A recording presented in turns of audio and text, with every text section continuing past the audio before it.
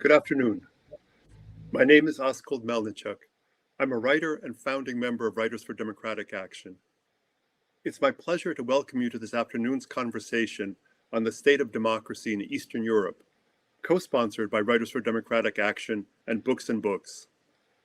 I'd like to thank Mitchell Kaplan and Christina Nosti of Books and Books for providing us with this platform, as well as all my remarkable colleagues at Writers for Democratic Action, particularly Tara Skurtu in helping to organize this event. After my introduction, the speakers will make opening statements, which I'll follow up with a few questions of my own and allow time for an exchange between our speakers before moving to questions from the audience. I suspect by now you all know the drill. Please post your questions in the appropriate area. I think it says something like post questions here. First, a word about our organization.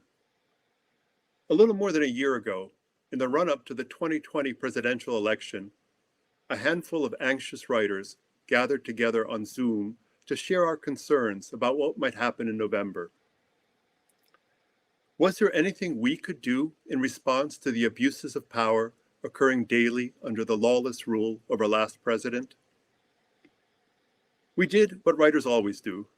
We wrote articles and editorials, and, working with a number of bookstores nationwide, we organized panels such as this, focusing particularly on those regions where we anticipated problems at the polls. And so, Writers Against Trump was born. We quickly discovered we were not alone in our concerns. Before we knew it, some 2,500 other writers joined us in our efforts to support democracy. This includes 300 members outside the US. We hope that some of you beyond our borders might find solidarity in our work, and we invite any and all of you interested in doing similar work in your home countries to join us. A link to WDA has been posted in the chat, which, by the way, will be disabled in a little while and then re-enabled toward the end. So if you don't get things right now, you'll have another chance to circle back. After the elections, we considered disbanding, but the grim events of January 6th, when, spurred on by the former president, a mob attacked Congress in an attempted coup, we realized our work had just begun. The issue at hand was nothing less than the survival of democracy itself. Some 200 years ago, that visionary diagnostician, the French nobleman Alexis de Tocqueville, traveled across the United States, visiting its prisons, its churches, and its city halls to study our institutions. 4 years later, he published his classic Democracy in America, in which he confidently identified the fundamental fault line in our political system. And here I'm quoting de Tocqueville. To a stranger, the domestic ambitions of Americans at first appear incomprehensible. But when he studies the secret impulses governing the factions in America, he sees that most are allied with one of two divisions which have always existed in free communities. The object of one is to limit, and that of the other to extend the authority of the people. It's essential to remember that the democratic impulse was not the common ground on which this country's founders met. Our second president, John Adams himself, wrote in a letter to his wife, and again I'm quoting, "Democracy has never been and never can be so durable as aristocracy or monarchy. But while it lasts, it is more bloody than either. Remember, democracy never lasts long. It soon wastes, exhausts, and murders itself. There never was a democracy yet that did not commit suicide." Adams, alas, seemed resigned to the self-destructive impulse he imagined embedded in democracies. Not all of us are quite so sanguine or so ready to surrender to perceived inevitabilities. It is, after all, hard to see the mob assaulting the Capitol on January 6th in a failed coup attempt as reflecting an aristocratic impulse. But if the arts teach us anything, it's to remind us not to be deceived by appearances. That's why, over the centuries, it's this nation's writers who've articulated the democratic impulse more passionately and persuasively than even our most committed political leaders. The voices of the people are best heard in the work of our poets, from Wheatley to Whitman to Howe. And the diagnosis of our forever troubled national soul are best unfolded in our greatest fictions, from Melville and Crane to Morrison and Shakotchis, all of whom tell lies that lie deeper than the truth. But truth is that little word I want to emphasize as we turn to this afternoon's speakers. As poet Czesław Miłosz once put it, and again I'm quoting, "In a room where people unanimously maintain a conspiracy of silence, one word of truth sounds like a pistol shot." It is our tragedy that the room in which so many silent conspirators have gathered happens to stand on Capitol Hill.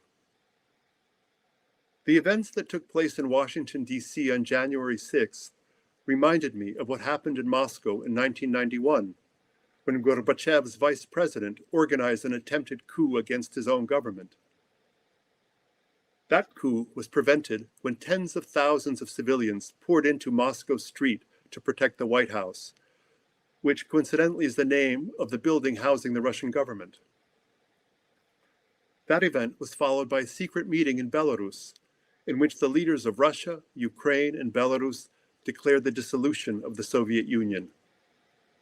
The Soviet flag was lowered for the last time on December 25th, 1991. That moment spurred a triumphalist howl in the so-called West. Democracy and capitalism had proven their superiority. They had prevailed. 30 years later, just how does that victory look? Where are we? To answer these questions, we've assembled a distinguished group of writers from Eastern Europe, a region which earned for itself the label in Timothy Snyder's celebrated formulation of the Bloodlands. Between 1933 and 1945, some 14 million civilians were murdered in the name of political disagreements and racial hatreds. The phrase "never again" was born.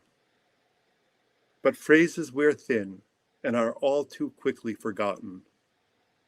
The Cold War that followed then claimed an additional 10 to 25 million lives. The stakes for all of us are high. And so now I'd like to turn to the first of our distinguished panelists, Maxim Osipov. Maxim Osipov is a Russian writer and cardiologist. In the early 1990s, he was a research fellow at the University of California, San Francisco, before returning to Moscow, where he practiced medicine while founding a publishing house. In 2005, while working at a hospital in Tarusa, 90 miles from Moscow, Osipov established a charitable foundation to ensure the hospital's survival. Since 2007, he's published 5 collections of prose, and his plays have been staged all across Russia. His work has been translated into more than a dozen languages. His debut collection in English, Rock, Paper, Scissors, and Other Stories, translated by Boris Dralyuk and others, was published as part of the NYRB Classic Series in 2019. Reading Osipov, of course, one can't help thinking of another physician writer from his part of the world. I give you Maxim Osipov.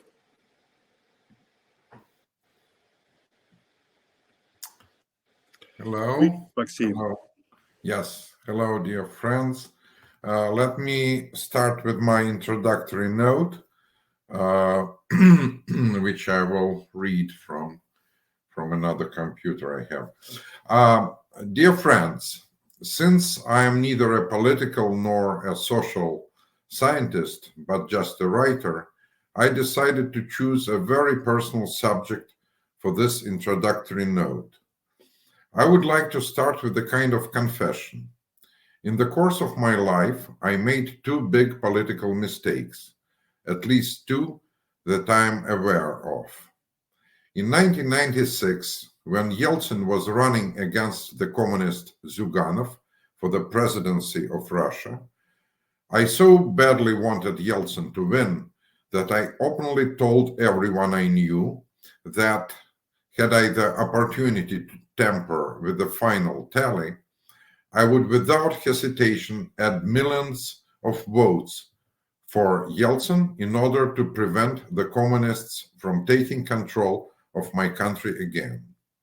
Now, when I hear about violations of every sort during elections in Russia, I always remember what I myself asked for 25 years ago. The second mistake happened in 2000. This was the year that Putin came to power.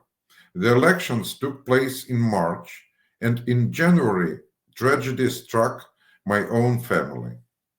On January 18, my sister, her husband, and her 11-year-old son were killed by two men who broke into their apartment to rob them. At the time of the election, the murderers had yet to be caught. This happened later. My only desire at that time was to have them arrested. And looking at the poor state of the Russian police, for example, policemen had no working phones at the station, and I had to buy them cell phones myself. I repeatedly said that I wanted to have so-called strong hand in power, that I wanted to live in a society where everything was under control. In other words, I wanted to live in a police state. Therefore, I voted for Putin in 2000. Now both of my wishes have been fulfilled. We have fake elections, and we live in a police state. To be precise, all power in Russia belongs to the secret police. In Soviet times, there was some sort of competition between the Communist Party, the army, and the secret police. This is no longer the case. Now we have more political prisoners than in the 70s or 80s. Many of them are journalists, humanitarians, students who are being kept in prisons because of what they wrote or said. The report of PEN Moscow and PEN Petersburg on violations of freedom of speech can be found on our websites and is available in English. The reason I started my speech with a confession is that I think we as writers, as humanitarians, sometimes betray our purpose, our mission. I think that too often we start playing politics, a game at which we are weak, and forget about our true strength.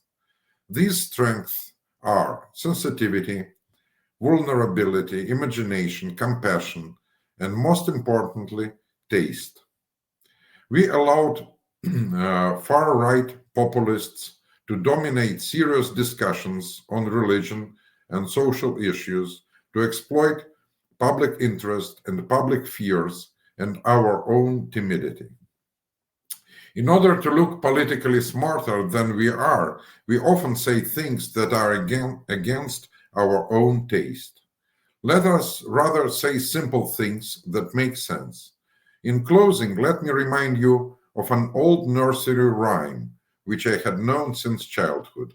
It's called The Piglets, and ends with the following lines. My boy, the story has a point, as clear can be. If you are too young to say oink oink, then boldly squeal ee. Thank you very much for your attention. Thank you very much. Thank you, Maxim, for those sobering words and reminder of what our strengths as writers, where they lie. We'll go back to that question, I think, in the Q&A. Our second speaker is Valzhyna Mort. Valzhyna Mort is a poet and translator born in Minsk. She's the author of 3 poetry collections, including the haunting Music for the Dead and Resurrected, named one of the best poetry books of 2020 by the New York Times and winner of the International Griffin Poetry Prize.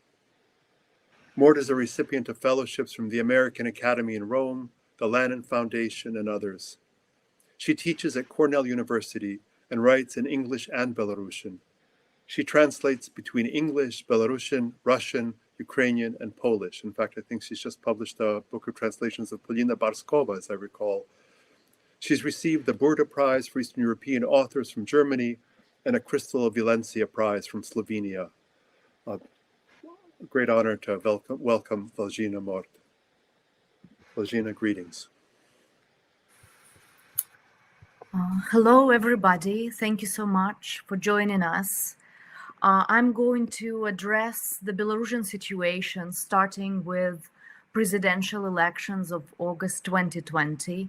But it has to be made clear that the social political violence in Belarus didn't begin then and has a very long history. There are currently 1,032 political prisoners in jail. Those are the people who are recognized officially as political prisoners. Their stories are the stories of torture. They are peaceful protesters, journalists, teachers, athletes, businessmen, artists, activists. But arrests of individuals and raids of institutions continue happening, and they happen daily. I've shared in the chat a link to a report from Belarusian Penn Center that has itself been shut down and labeled as an extremist institution. So what is happening in Belarus since August 2020 is not about keeping people in fear, and is not about just imposing censorship. What is happening there is a total and absolute elimination of any form of expression of dissent. To achieve that, the regime has dismantled the legal system that was already subservient to it. There is no defense in courts. Defense lawyers are stripped of their licenses and cannot practice law, cannot defend anybody. The sentences are given out in a conveyor belt style. You could be charged for something as small as a comment on Instagram, or an overheard conversation, attending an event like this one. You could face criminal charges for that, and of course an event like this one would not be even possible to hold in Belarus. This morning I was encouraging friends to write letters to political prisoners in Belarus, and I shared 3 more or less random people in jail, and they are as diverse as an editor-in-chief of a most popular media source now shut down, a musician who entertained crowds of peaceful protesters in August 2020 with his music, and a woman who danced in the street. This total annihilation of legal system is accompanied by the total annihilation of media. Information agencies, from the most neutral to the critical ones, are renounced as extremist and shut down. Right now, the only source of information is the state. Reporting, journalism, is equated with organizing disorder. Educational institutions, NGOs, are either totally shut or cleansed of all dissent. Even the Writers' Union is shut down, and that's an institution where I would not step with, even with my 1 foot, because I find them too backwards and conservative. Yesterday marked a year since the death of Roman Bondarenko, a young art teacher who was beaten to death in his yard by Lukashenko's henchmen. Nobody has been charged in this murder. The memorial that was raised by people, the memorial of flowers and candles, was leveled immediately. People who came to mourn were arrested. Others escaped and hid in nearby apartments. They had to lay motionless for hours as police broke into apartments nearby in search for them. Journalists who reported from the scene all faced criminal charges and are in jail. Yesterday also marked a year since student organizations were raided. Student activists were arrested and all sentenced to up to 2.5 years in penal colonies. Many of them are not allowed to see their relatives. They're not allowed to receive parcels. They have no communication with an outside world. They're not allowed warm clothes. Inside these cramped cells, they have no mattresses, no pillows. They're deprived of basic necessities like toilet paper, toothpaste, menstrual products, medications. Asking for a toilet paper can send you into a solitary confinement as a punishment. Well, needless to say, families are destroyed. It's multi-generational. Those who fled into nearby countries are out of work. Children write letters to jail to their parents in the evenings. It's very difficult to talk about it. I think that often these events are perceived, these descriptions are perceived as oxymorons, as metaphors, as something that kind of rings a bell because something like that happened maybe in the 30s, somewhere far away. Plus now there is a humanitarian crisis on the border that creates a lot of confusion in the so-called Western media. I'm looking forward to our conversation with these very esteemed panelists whose work I admire a lot. Thank you so much, Valzhyna, for that horrifying report. Very important news for us to receive, even if we are sometimes overwhelmed by the horror at a distance. Yet I do remember such a period, perhaps not as extreme in the 70s, when I was writing letters on behalf of various political prisoners in Ukraine, people like Vasset Stus and so on. Thank you. We'll certainly get back to the questions that you have raised. Our next speaker is Andrey Kurkov. Andrey Kurkov was born in Leningrad, USSR, but he's a Ukrainian novelist who writes in Russian. He's the author of 25 books of fiction and nonfiction, including the international bestseller Death and the Penguin.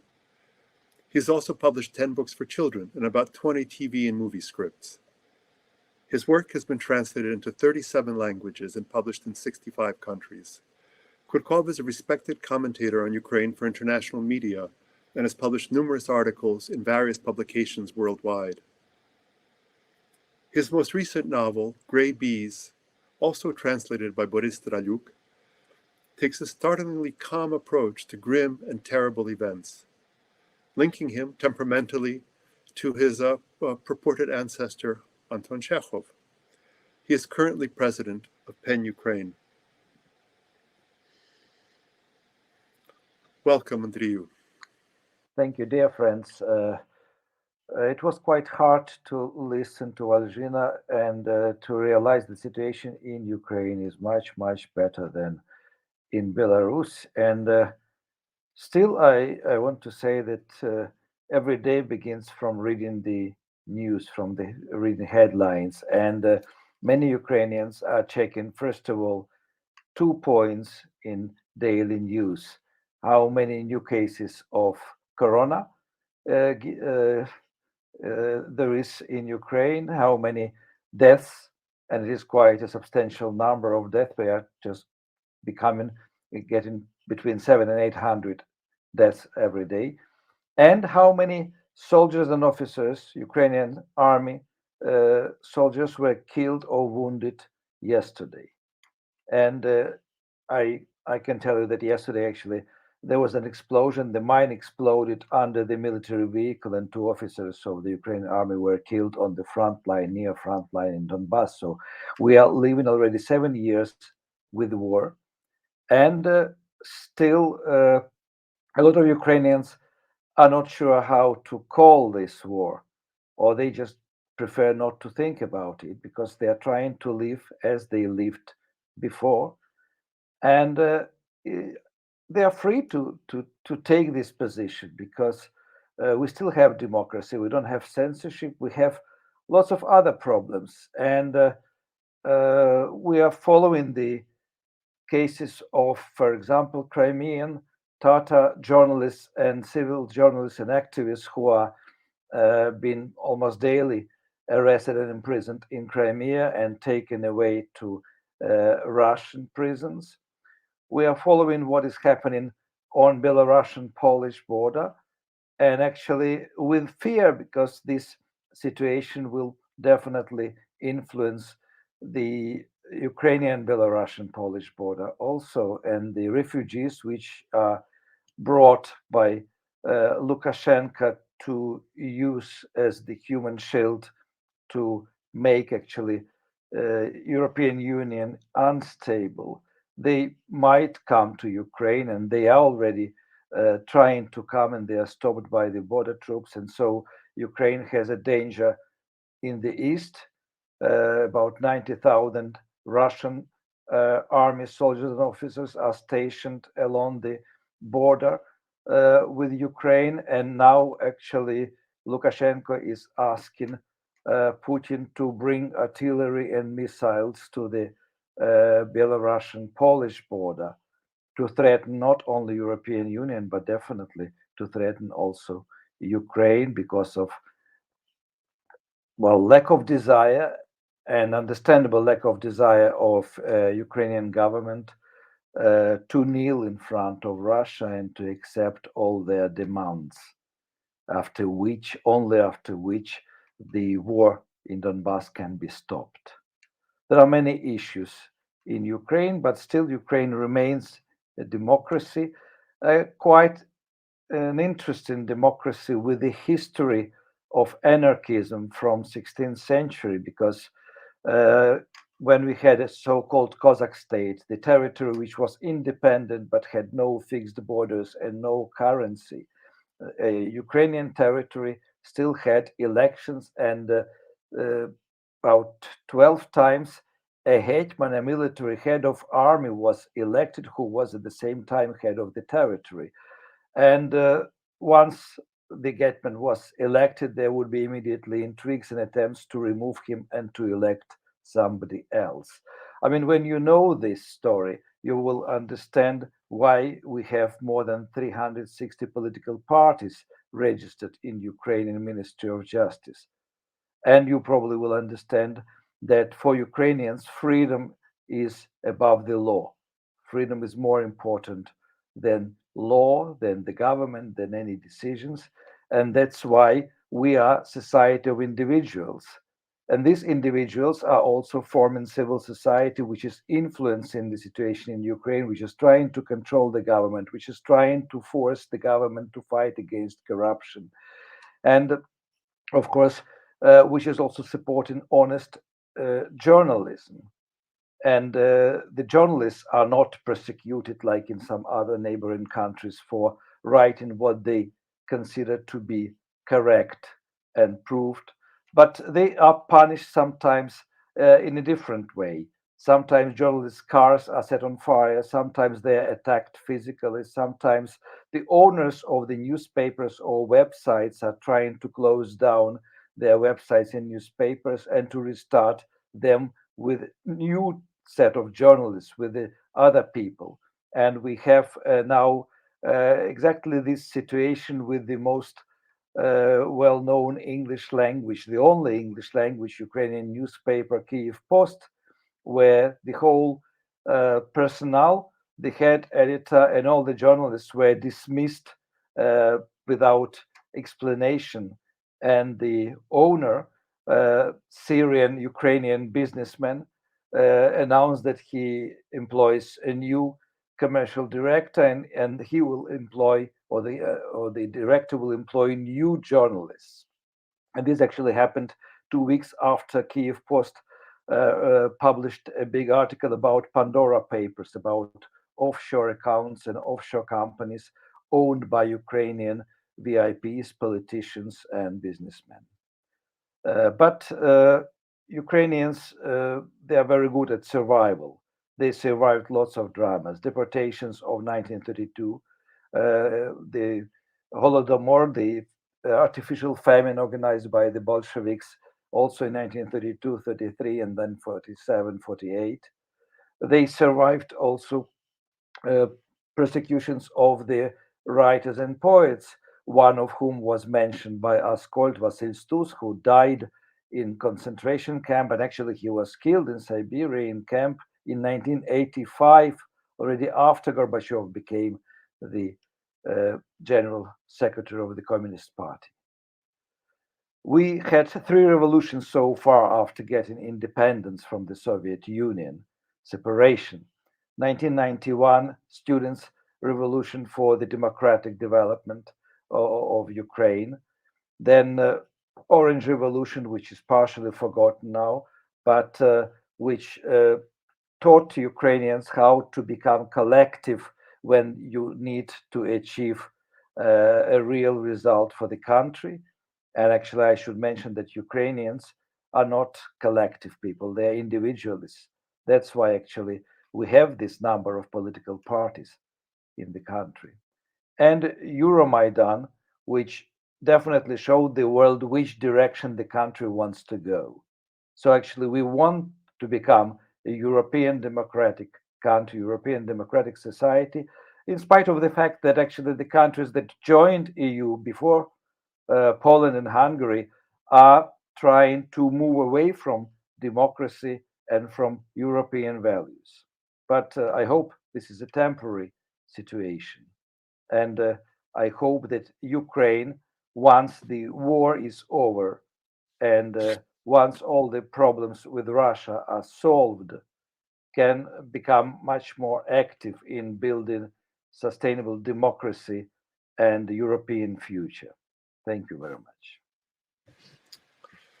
Thank you, Andreyu, for a little light amid much darkness. And what we're going to be doing, I hope, in our conversation is looking for ways to introduce a bit more of that light. I also just want to remind our audience to pose questions in the Ask a Question function, and we'll get to them at the end of toward the end of the program. Finally, we'll hear from Julia Fiedorczuk. Julia Fiedorczuk is a writer, poet, translator, researcher, and practitioner of eco-criticism. Her work foregrounds the relationship between human beings and their planetary environment. She's affiliated at the Institute of English Studies at Warsaw University. She's published essays, novels, and short story collections, as well as 6 volumes of poetry. The latest of those, Psalmy, was awarded the Wisława Szymborska Prize, Poland's most prestigious prize for poetry. Her book Oxygen, available in English in a really superb English translation, is aptly named because the poems themselves help us to breathe. She founded the School of Ecopoetics at Warsaw University at Warsaw's Institute of Reportage, and her writings have been translated into over 20 languages. Welcome, Julia. Well, hi, everyone. It's a great honor to be here, and thank you, Askold, for inviting me and for this introduction. I'm going to read what I have written for tonight. I'm sorry it's a bit long. I'll try to make it as brief as possible.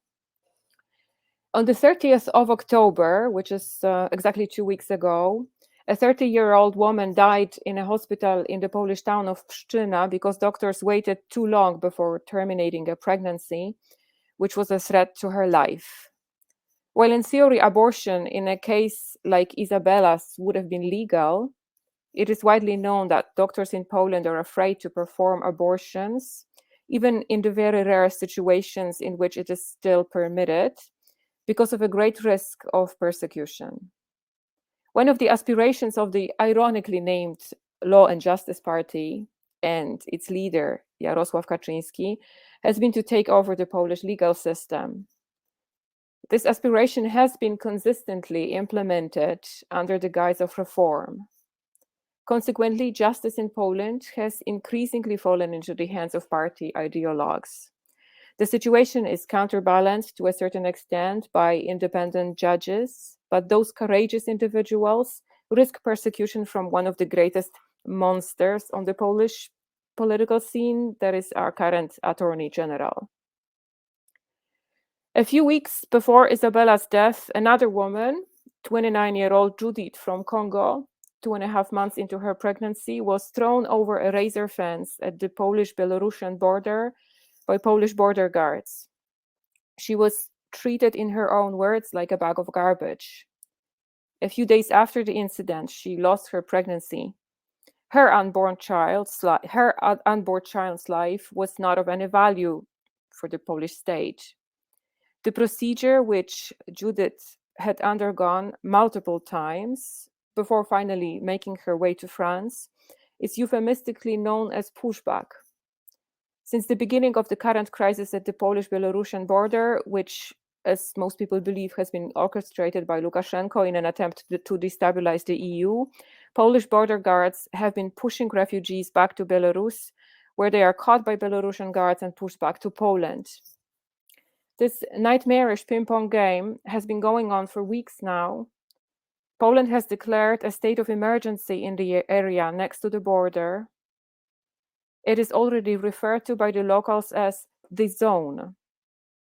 In violation of international standards, neither free media nor aid organizations are permitted to enter the zone. No one knows how many people are trapped inside and how many have died. The official count is 9. Just right before this, we started our panel, I read about the 9th death. It was a 20-year-old man from Syria. But the NGOs working in the area around the zone say that the victims are most probably much more numerous. Back in October, I spent a week at the very edge of the zone. I went there for what was supposed to be a writer's residency, sponsored by an organization called Tropinka, a community for dialogue. The residency is located in the heart of the Białowieża forest.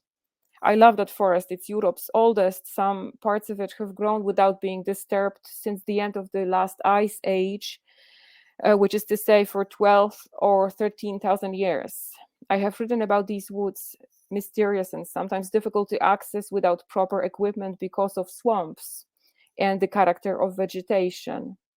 My family comes from a little further south, from that region, and my new book, on which I was going to work in that residency, was going to be set there. But the concept for the book, of course, fell apart in confrontation with the dramatic reality. From the moment I first arrived in my beautiful remote residence, passing through a magnificent alley of hornbeam trees, I had in mind this quote from Leopold Buczkowski's novel Black Torrent. The journey and the night were interminable. Buczkowski's book, a somewhat forgotten masterpiece, is an oniric story of a few members of one of the Polish underground military formations during World War II, wandering at night in the woods of Wołyń. I'm not the only person who is now reminded of the images of World War II.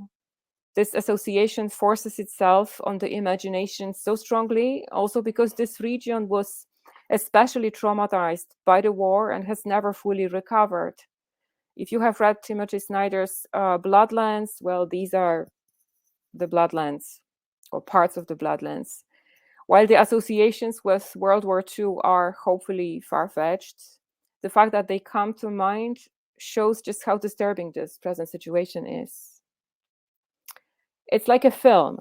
These words come from Agata Bryk, an intensive therapy nurse, a member of a team of medics. They call themselves Medics on the Border, who go into the woods to help people in need of medical assistance because of exhaustion, hunger, and cold.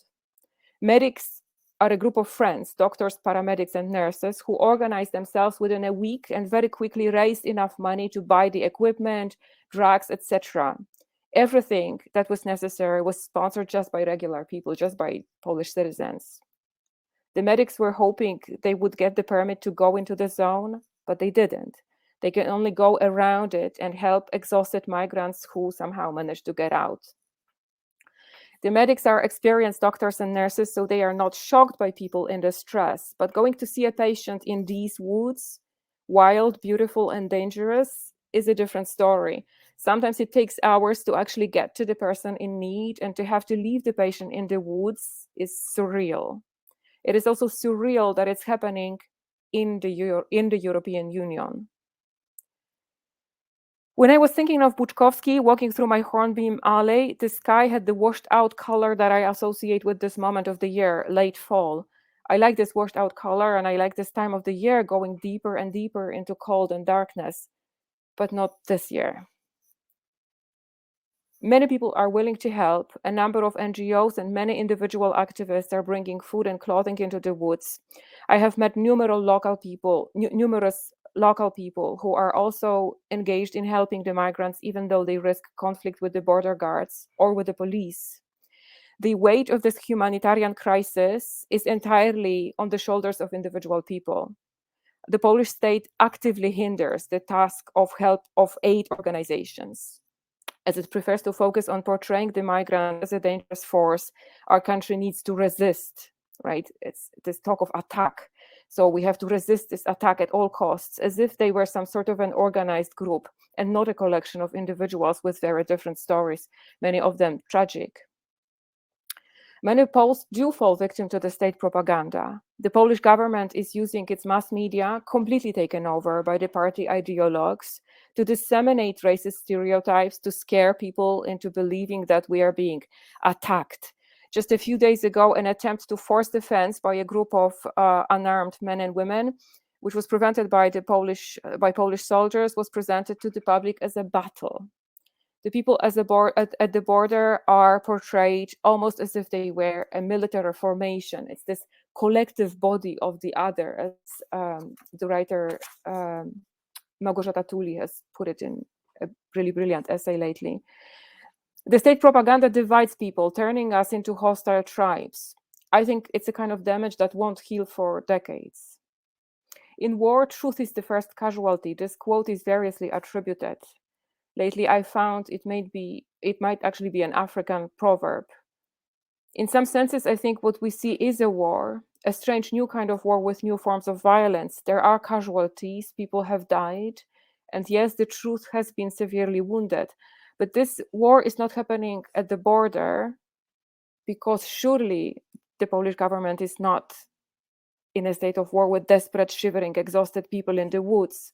The war is somewhere else, and it needs to be addressed internationally.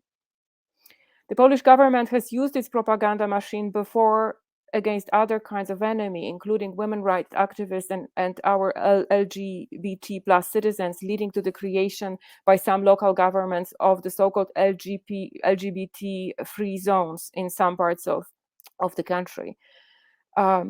Paradoxically, on the whole, the attitude of Poles towards LGBT citizens are now much better, much more inclusive. So in this case, it didn't really work.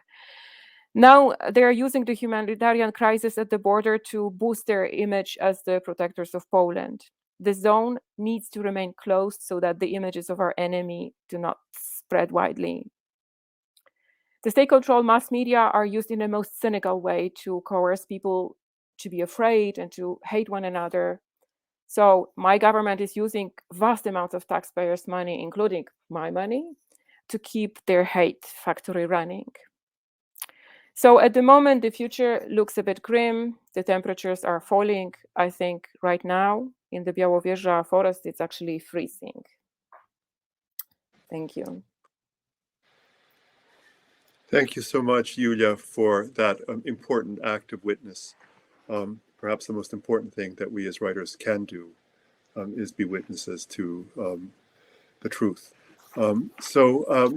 I've got a couple of follow-up questions, and again, I invite the audience to post questions in the Ask a Question feature, and then I'll also ask you whether you have any questions for each other, whether there are things that you would like our audience to either do or be aware of.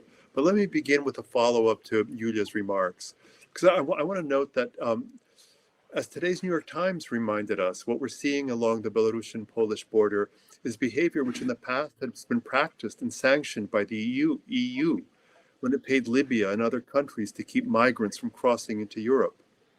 Moreover, international laws and norms surrounding national obligations toward refugees and asylum seekers were first violated by the US in 1991, when it diverted boatloads of Haitian refugees from our shores. We have our own ongoing border crisis along the Texas-Mexico border, where parents have been separated from children. All kinds of horrors have occurred. I wonder, Julia, you said that the war is somewhere else and needs to be addressed internationally. I wonder what practical responses we might propose to our respective governments to help us remember some of the lessons we thought we'd learned in the aftermath of World War II. It seems like the cry of never again has turned into a question. Come again?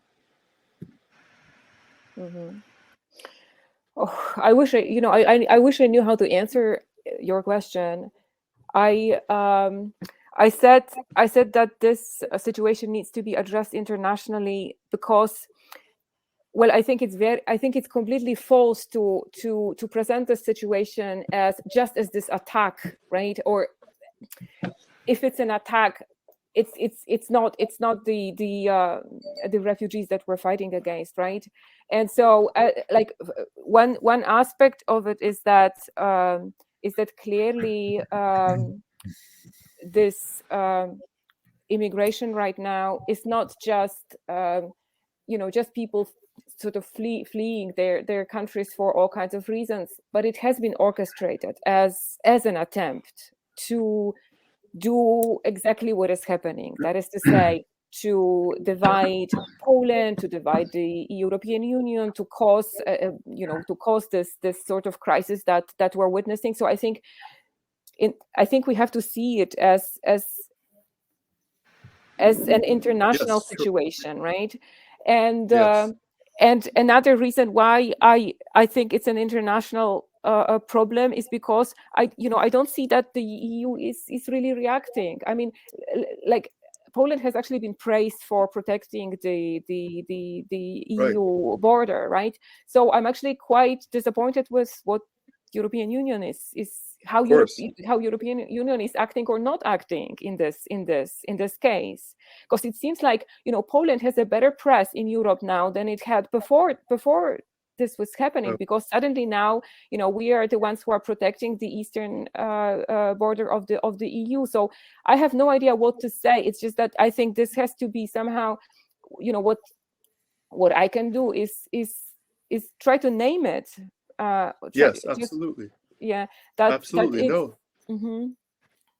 Yeah, no, I agree. Naming it is the first step. And the law, I'm not sure what was the legal situation in Greece, let's say, but from what I know from my friends who are lawyers, they say that there would be legal ways to address this crisis now when it comes to the people who already are in Poland, who are already in the woods, right? And activists go out and find them, right? And they should be given the possibility to ask for asylum, right? Asylum in Poland or in Europe. But it looks like the Polish state is violating this law, and there is nowhere to appeal because our constitutional court has been taken over by the Law and Justice government. So the legal means that our lawyers would have to somehow try to solve it have been paralyzed because of earlier, changes to the legal system in Poland. Yeah, thank you. Valzhyna, Andrey, Maxim, any comments or observations? Or well, for me, the first reaction to the situation was a memory of 2014 when the Ukrainian military bases were taken over by Russian green men in Crimea, which were pushing in front of them children, women, and old people, and armed soldiers were behind. So they were sure that actually that Ukrainian soldiers will not shoot at civilians. And I mean, this is a new variation of similar situation, plus human trafficking, which is international crime, because I mean the would-be refugees. I mean, they are lured by Lukashenko, from Syria, from Iraq, and they are sort of promised almost government help to get into European Union. They're escorted from Minsk to the border. So, I mean, European Union should react also to the way this operation is performed, because I mean it is violation of human rights plus human trafficking. I mean it's a case for Hague Criminal Court, International Criminal Court. Absolutely. Yes. Valzhyna, Maxim, anything to add to this story? Well, I'm not in really, I don't know details. I agree with Andrey. It really looks, of course, and it is the operation designed to destabilize situation in EU. I think that Putin and Lukashenko, well, Putin, of course, increases stakes all the time because he knows that Europeans are unable not to buy his gas. And this is the price they are not going to pay. There is no way Vienna or Amsterdam, I know Amsterdam doesn't buy gas, but Germany would warm their homes with coal or with woods. I in Tarusa, I am able to get rid of gas if I am asked, and I can sacrifice. But of course, Europeans can. There is a game in which he wins. There is. I don't see the way to solve this crisis. Really.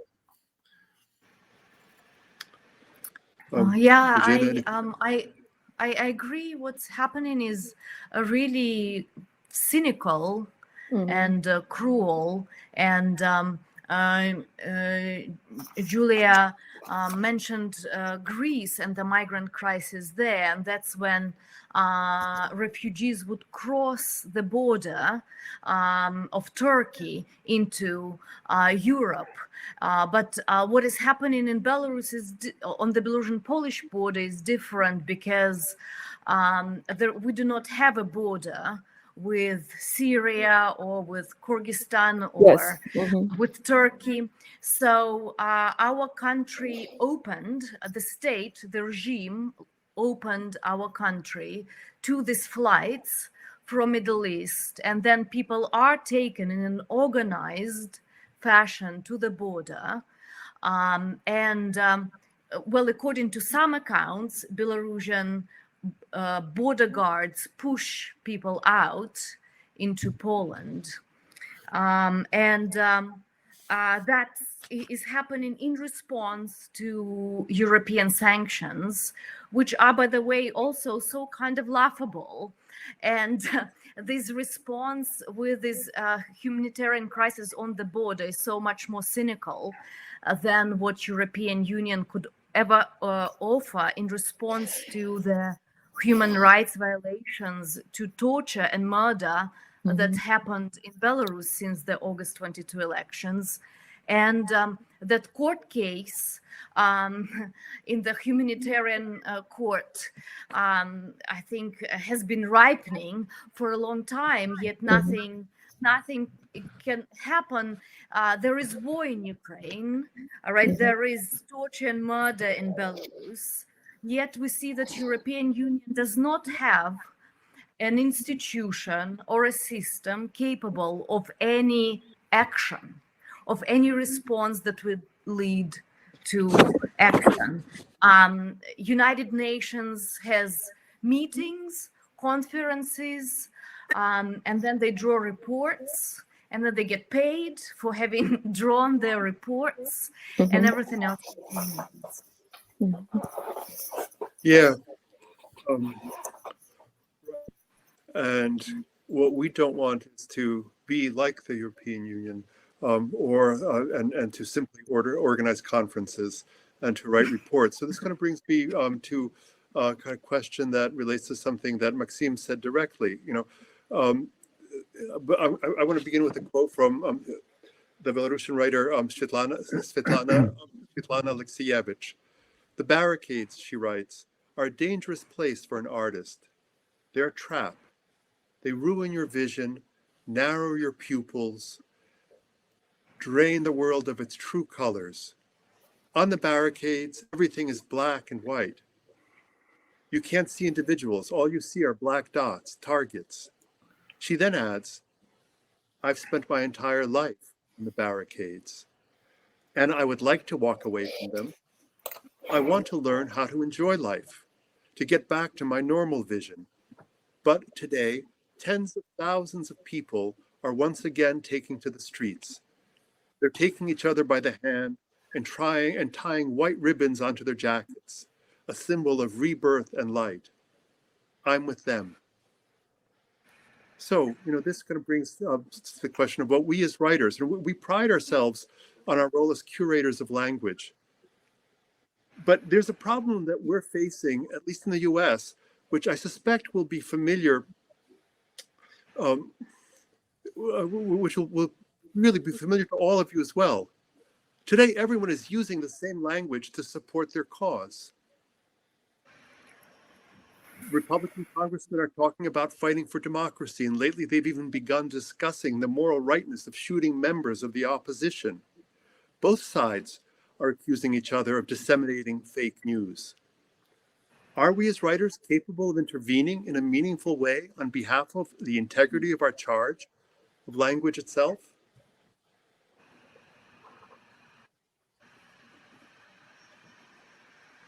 I don't expect easy, immediate answers. But I think it's a question that we at WDA ask ourselves all the time: is what is it that we as writers can do beyond organizing conversations such as this? What are the ways in which we can do something on behalf of what it is our responsibility, after all, to kind of stand up for, and that is the integrity of language?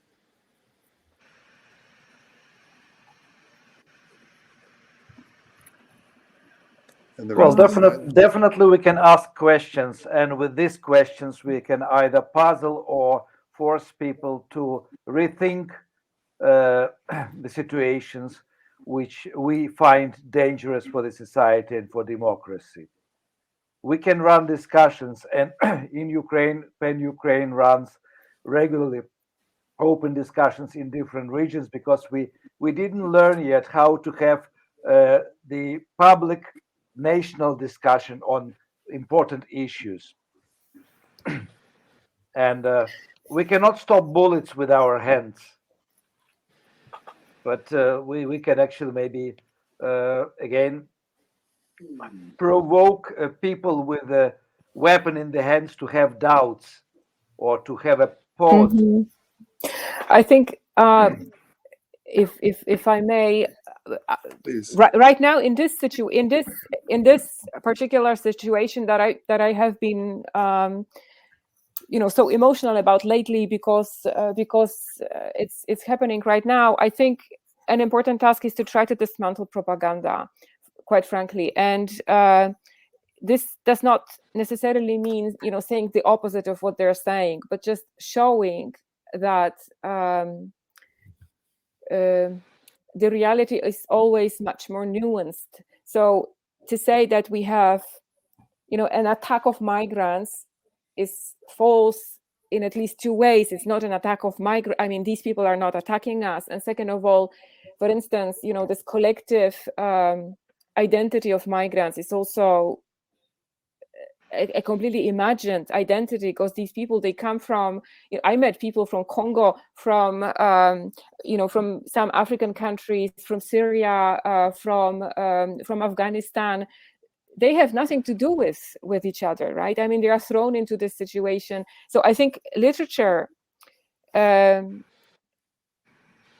this power of addressing individual human stories. And even this fact that literature is really maybe the only discourse that does this, because if you're a historian, if you're a politician, even if you're a journalist, then you sort of course, if you're good at your job, you try to tell the truth, but this truth is maybe of a wider of wider proportions, right? But writers are the ones who deal with individual stories. So I think this is maybe one way in which literature can be powerful in counteracting propaganda, just showing the particular stories and showing how reality is always much more nuanced. So in this sense, and counteracting this brutal attack on language, because I really think that something very, very harmful is happening to language. And this, one of the biggest problems that I see is this dividing people into camps or almost into tribes, that will not communicate with each other. So something about communication, definitely, I think, is what we perhaps should try to be addressing. Yeah, Valzhyna, please. Yeah, I think that this is a really important quote from Svetlana Alexievich. I do agree that writers should not find themselves on barricades, just as I think writers should not find themselves the way that Alexievich did find herself in her own apartment with police trying to break her door, so that she has to make calls to the ambassadors of various foreign countries who came and stood as a human shield in front of her door so that she could not be arrested. But of course, the foreign ambassadors did not come to every door that has been broken in Belarus. They cannot shield everybody this way.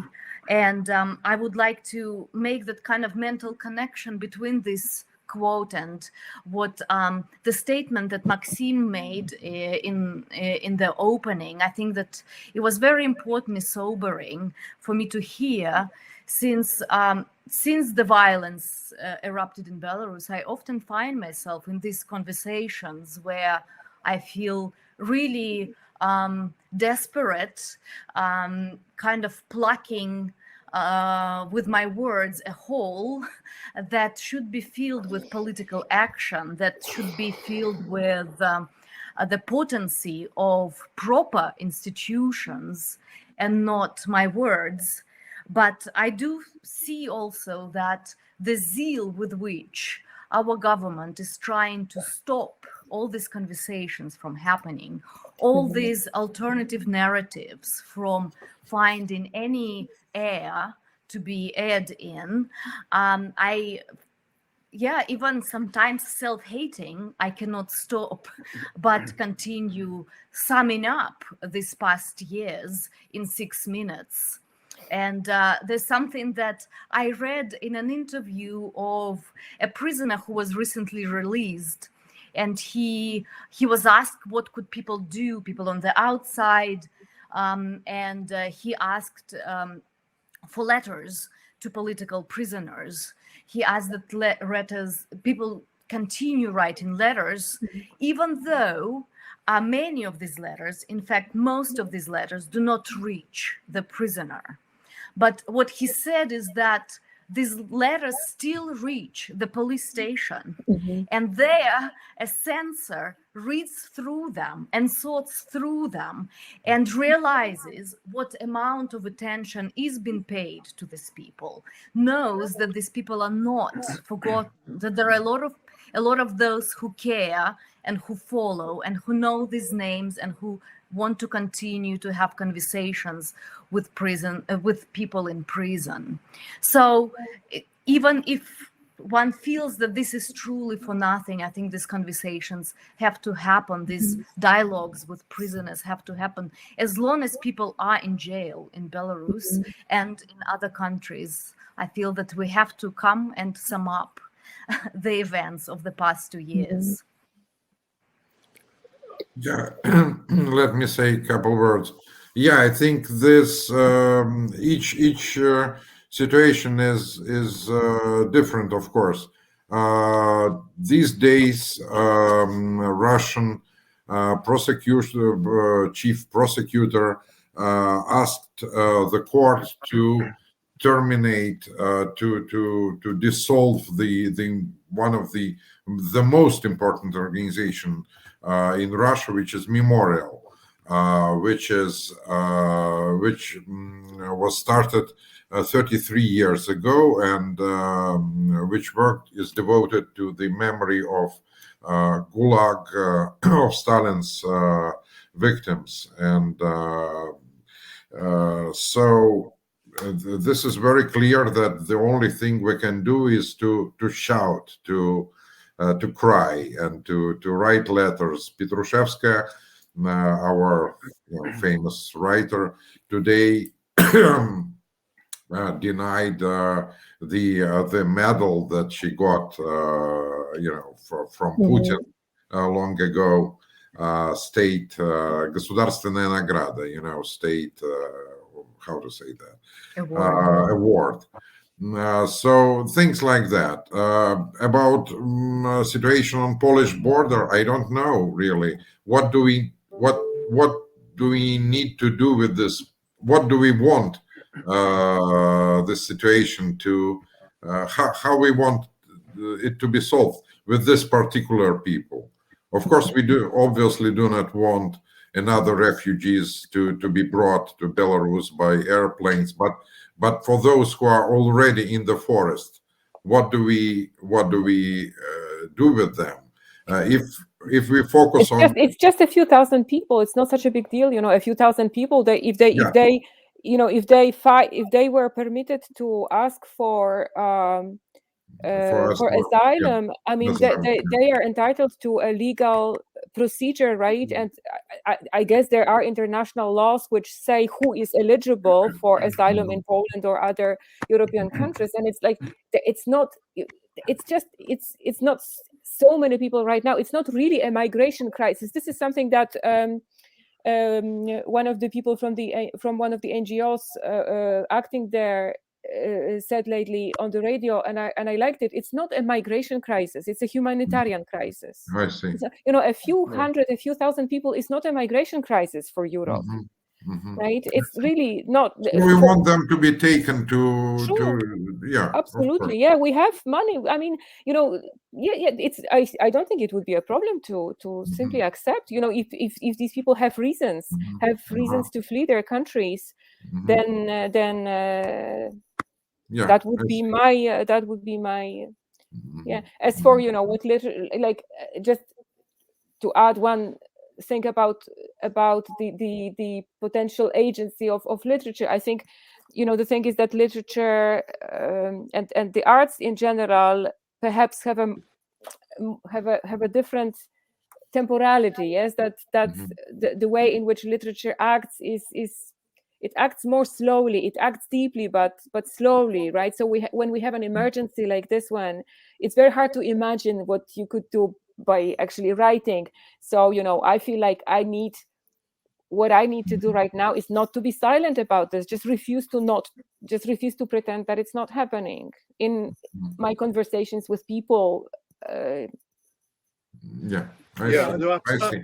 And the idea of writing letters to the prisoners, actually, it's a beautiful idea, because that's the way how Danish government saved their Jews during the war, because every week they just wrote the letter to Germany asking about the destiny of Mr. this and Mrs. that, and so they were not killed. They survived. Most of them survived all the war. So I think it's this is very well, nice and sober idea. There used to be a program that Amnesty International ran writing letters to political prisoners. And I remember writing many of them. And in fact, there used to be little cells organized around such projects. A group in a city would adopt a particular political prisoner and be sure that regular letters were regularly sent to them.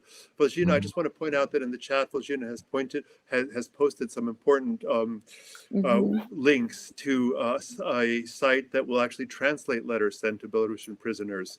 And there are a number of other important links to various sort of pen documents here that you might want to note down before they disappear at the end of our conversation.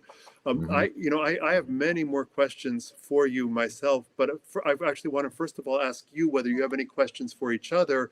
And I know there are a number of questions that have come in from the audience that I would like to be sure to get to. Well, I have a question about the refugees which are already on Polish territory.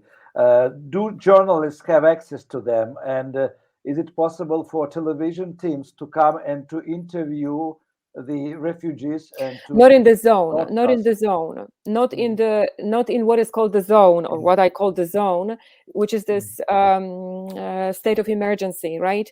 But a lot of people get out of the zone, and then yes, the aid organizations and the journalists then they assist these people who get out of the zone. But inside the zone, no.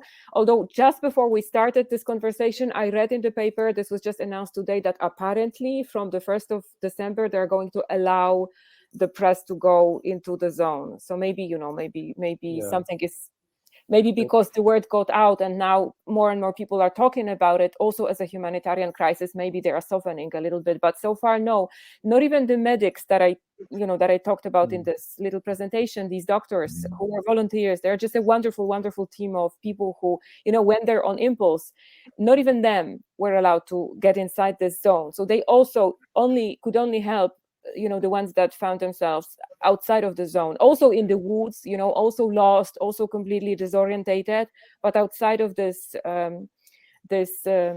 state of emergency zone. Only the local, only the inhabitants are helping actively people inside. Any other questions for each other before we turn to some of the audience questions? Okay, so one question that came up early from Todd Gitlin was actually trying to link the various crises that you are experiencing to those that we are experiencing here in this country and that are playing out in different ways in Latin America, in Bolsonaro. And the question was, do you see any collaboration between the authoritarians in Eastern Europe and the likes of Steve Bannon and Bolsonaro in the Western Hemisphere? Yes, of course. We see it when I travel. Before COVID, I visited different countries, and even now I started visiting different countries. And in each country, you feel in different countries to different extent. You feel the influence of so-called Russian world on local politics, and sometime, like in Italy, for example, or in France, they are extremely strong. These influences.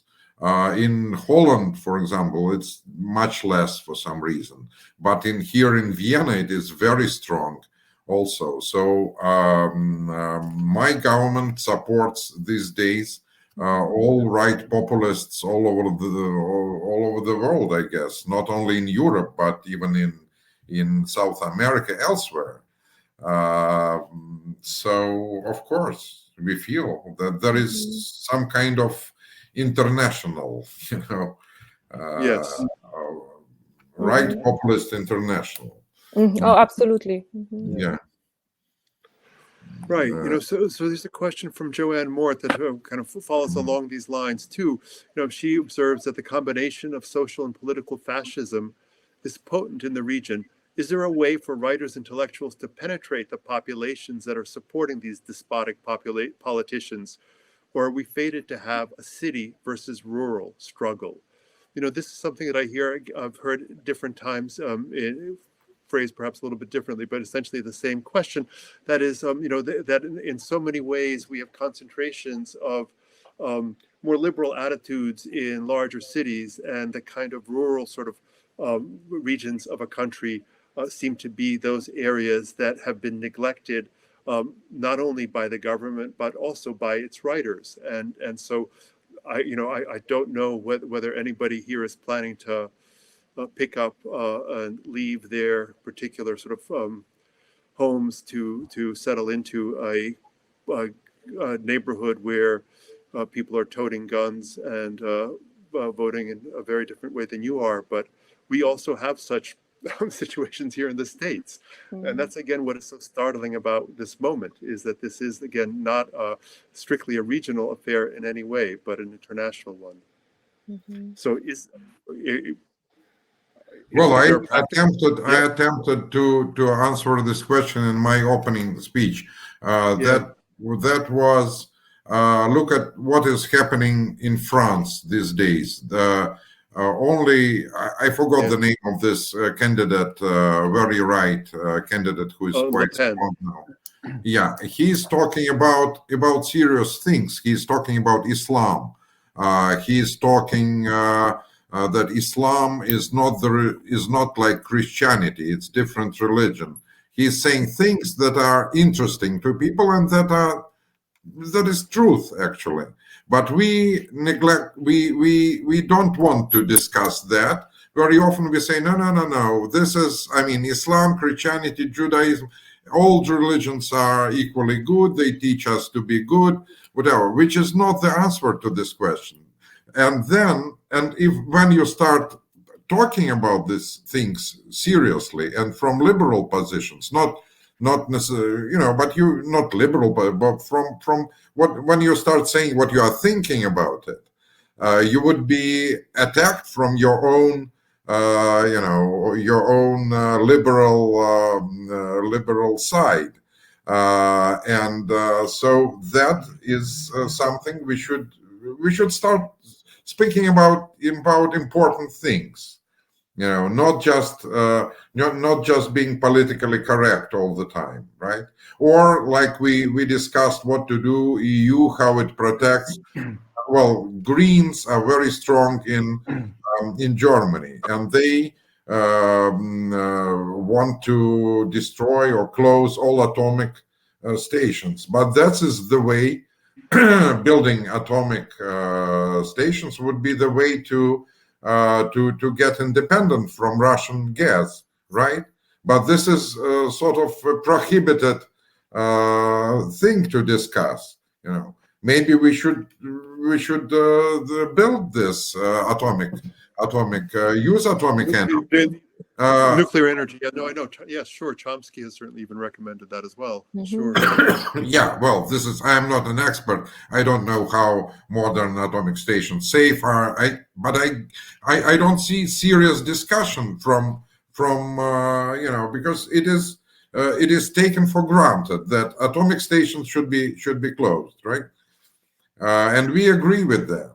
But this is a way to be in constant slavery, in constant dependence from those who keep resources. So things like that. I am not an expert in either field, but I want to add that actually probably it is politically correct now not to talk about nuclear stations, because nuclear stations will be built again in the nearest future. And definitely because of the gas situation, the process of building will be speeded up. Okay, maybe it's the right thing to do. I don't know. In fact, the celebrated environmentalist Bill McKibben published a piece in the New York Review of Books a couple of weeks ago, in which he himself recommended that nuclear energy be part of the equation. Yeah, so maybe we should again, our taste very often is against when we look at Greta Thunberg. We really feel she's not the expert we should really listen to. But And yet she does we are afraid to open the mouth and say that. When even in Russia, she has such an authority. This is really ridiculous, I think, isn't it? When it comes to getting outside of our bubbles, right? Because that's what you asked. I also think that one way in which, or one condition which makes it easier to get outside of your own bubble is not to make assumptions necessarily about the other side, because I think that the divisions are terrible and they run very deep. But what I find in myself sometimes is that I've become so afraid of the other side that I tend to sort of almost have this stereotype, of Right. the other type of Pole who will necessarily have a package of opinions, and if you try to be compassionate and open-minded, and sometimes it turns out that people are actually much more nuanced and complicated than this. So that's one thing that comes to my mind, right? That we should also bear in mind that, okay, we have been divided, we have been manipulated into these camps and tribes, but if we are not to fall victim to this policy or to this propaganda, we on the democratic side or on the liberal side also need to avoid stereotyping the other right into this collective body of the other who we necessarily know always. So I think so for me that is somehow the grounds for a possible communication. I am hoping that this communication is possible somehow, and literature is the tool that I have. That's all I can do, because if it stops being possible, then it's just too scary to imagine. I wonder if we should also discuss the notion of tolerance, because I mean we entered the world where the question is more about image of the enemy than how to tolerate disagreements and conflicts. And actually, if we tolerate radical rights statements or some other legally existent political parties' activities which are considered by us inhumane and wrong, I mean, how can we address this issue without, losing democratic sort of approach to an image of a writer who should be like a judge or somebody more or less objective? I mean, should we counterattack in the same aggressive way as the values which we appreciate are attacked by our opponents? Sure, it's a great question, Andrey. Anybody want to take that before we take one more question from the audience, and then I fear we're going to need to wrap up.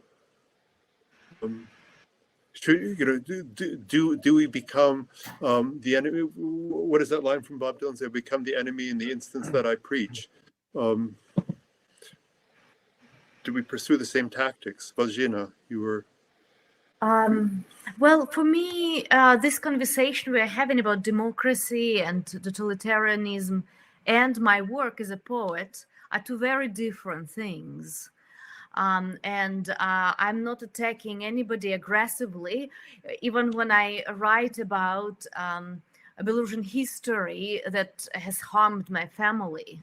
I believe that in conversations like this and in politics in general, it's the platform of know it all, of have a side, have a firm belief in something, have language to express it, and poetry is the opposite of that. Poetry is the constant state of I don't know, a constant state of doubt.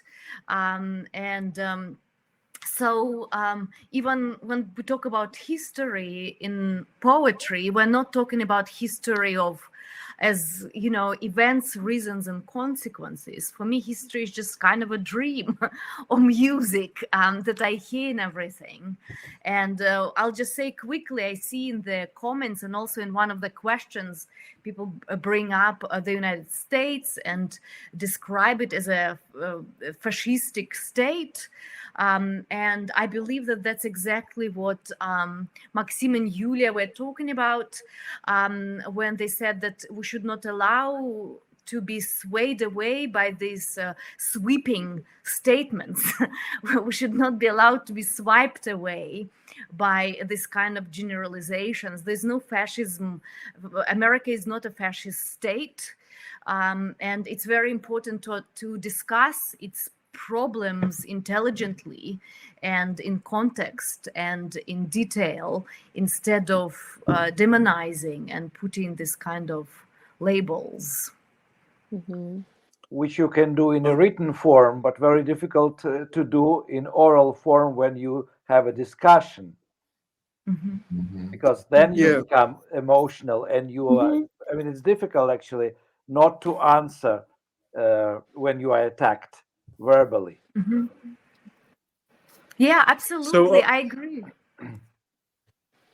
Yeah, no. So Valzhyna, in some ways, I think you've addressed one of the questions that James Carroll asked. I don't know if anybody else wants to weigh in on it before we need to wrap up. And that was from one of our Writers for Democratic Action's founding members. How concerned are panelists about the fate of democracy in the U.S.? Do you regard Biden as trustworthy? Is America a force or weight for good or ill?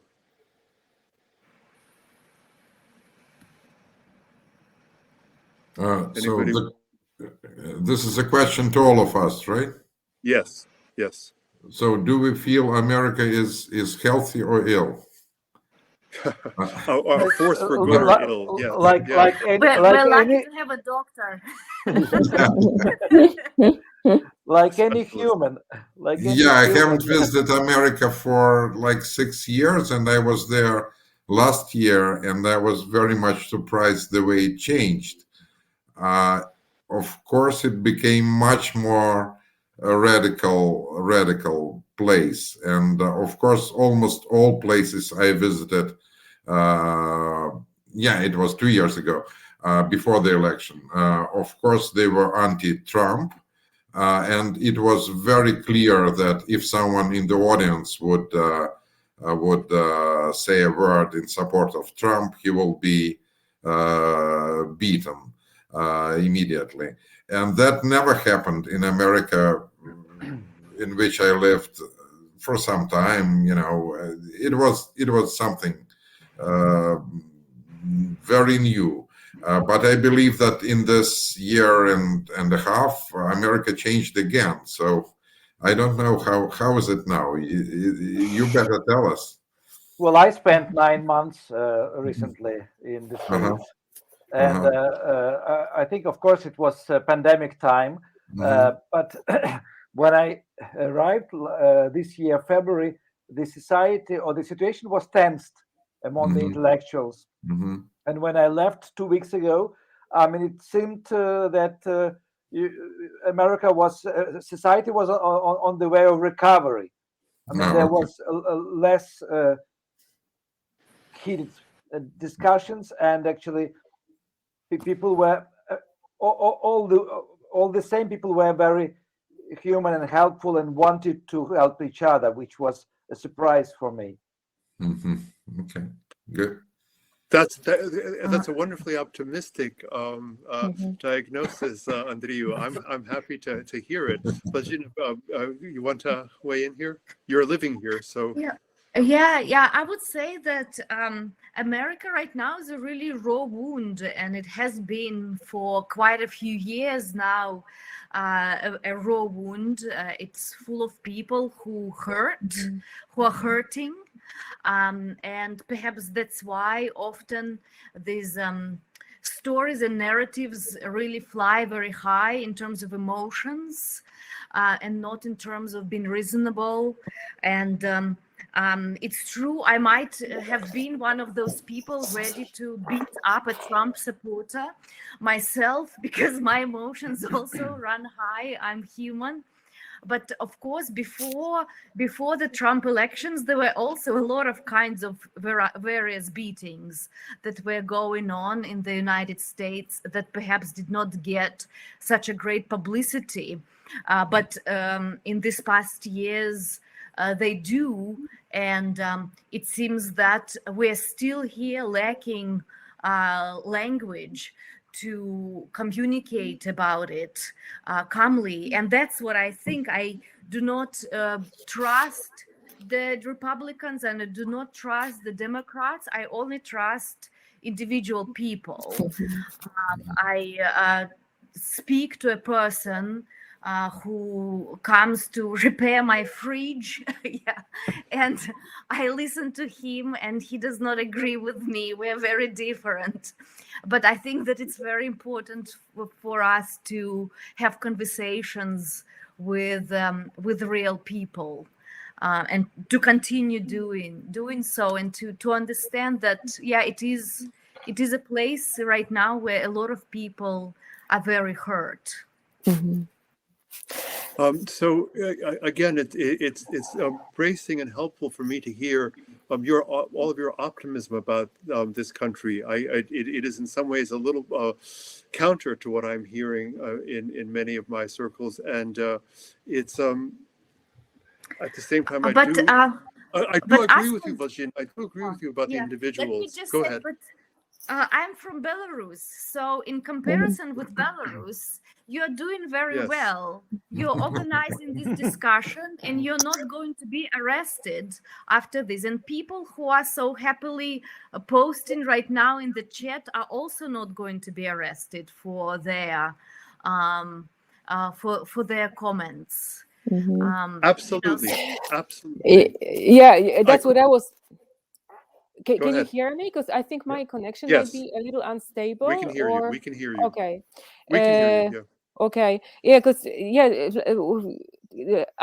sort of taking from where Valzhyna left off, I've been thinking that the answer to this question depends on your context, what you're comparing, where what you're saying. Because if you're thinking about America as a counterbalancing force to Russia, right, and Russia's influence, then of course it's a force for the good, right? But in other terms, I think that clearly democracy is in crisis all over the world, and it's in crisis because of the pressure of the new technologies, the development of new technologies, which we don't quite understand. Like, we are being subject to a kind of sociological experiment, for example, with the social media that no one quite understands. And so things are happening, and a lot of these things I think are happening in the US as well, which is a superpower, which is a financial, which is also a very wealthy country, right? So So when you think about the threats to democracy that come, for example, from the introduction of new technologies which are spread by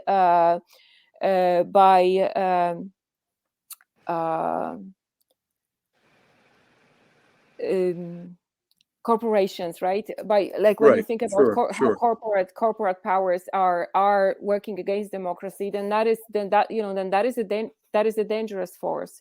So I think there are also all kinds of forces which are in operation right now. The situation, I think, is really, really complex when it comes to what is happening to democracy. And someone earlier asked about how these situations are interconnected, and I think they are globally interconnected, also through capital, also through corporations, through these technological innovations, which are changing the ways in which we talk, which are changing the ways in which we structure our narratives and establish what is true, how people begin to live in various universes almost. so the famous post-truth, I think this notion of Yes, post-truth sure. was popular maybe a couple of years ago. Yeah, no, I mean, I agree with all that you're saying. I do think that, and Valzhyna, absolutely agree with these judgments and observations, after all, always being relative and depending on what you're comparing things to. At the same time, I suppose that what I'm witnessing is an escalation of rhetoric where congressmen talk about shooting each other, and I'm talking about Republican congressmen creating little videos in which they are shown shooting at a fellow congressperson and pointing the gun at the president. So these sort of examples of extreme rhetoric are rather novel and unfortunate in my experience. And I can go back in time to the violent moments of the 60s and say that this was not the way in which people spoke to each other, at least in DC. Perhaps they did in their communities back home. Anyway, your observations are so helpful and so pointed, and I wanted to, we do need to wrap up, and I have to thank Books and Books for not keeping us limited to the kind of soundbite territory of most such events, which usually cut out after 60 minutes. And I know that there is much more to be said. My own sort of hope always is that through such a conversation, we can, through an exhaustive conversation like this, we can come to an answer and move on to some point of common action. I will reiterate Valzhyna's very important action point about the writing of letters to support individuals. That's right. We may not be able to sway the sort of institutions that I think they are playing the tune to which we are forced to dance, but we can help individuals very much in the spirit of E.M. Forster's 2 Cheers for Democracy. The writer Joseph Conrad, born Joseph Korzanovsky, famously wrote in the preface to one of his novels, "My task, which I'm trying to achieve, is by the power of the written word to make you hear, to make you feel. It is before all to make you see. That and no more, and it is everything. If I succeed, you shall find there, according to your deserts, encouragement, consolation, fear, charm, all you demand, and perhaps also that glimpse of truth which you have forgotten to ask." This is still how I understand the writer's calling. Great art, like those miraculous oxygen-producing trees, helps us to breathe. And I thank you all so much for helping us to breathe a little bit more fully today. I look forward to continuing the conversation in whatever ways we can invent now, because once more, I want to encourage you all and our audience to begin such conversations in your local communities. One of the great sort of success stories of the Writers for Democratic Action is the way in which we have been able to partner with bookstores in local communities. And bookstores have been the kind of great sponsors of this kind of coming together of communities. I want to thank Mitch Kaplan and Christina Nosti again for Books and Books. And above all of you for joining us. There's much more to say, but I think we have to stop here. Thank you you very much. Thank you very much. Goodbye. Thank you. Thank you. Good Thank night. you all. Bye. Thank you. Goodbye. Bye-bye.